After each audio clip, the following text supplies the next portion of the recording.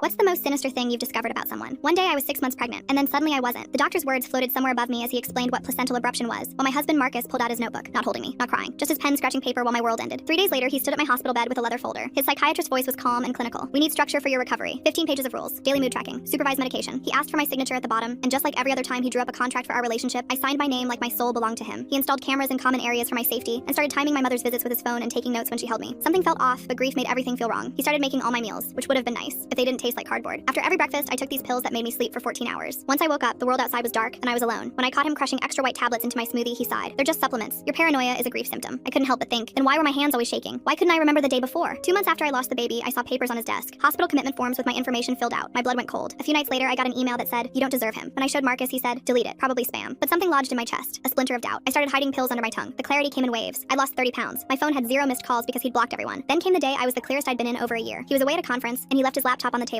My finger hovered over the mouse pad. The folders were labeled by date. Inside each one were videos, our private conversations, me sobbing about the baby, all tagged with notes like increased compliance and medication successful. My stomach turned. More folders, charts tracking symptoms, dosage adjustments, like I was an experiment. But folder L made me run to the bathroom to vomit. Videos from his late meetings, him being intimate with another woman while I was home dragged to sleep. In one video, they both spoke about how Marcus was going to marry her after I was gone, and he would be able to step up and care for their baby. He said, "Another month and she'll be institutionalized, and I'll have financial control over everything she has." The front door clicked. He was home early. I slammed the laptop shut and ran to the bathroom. Full story on channel, linked below.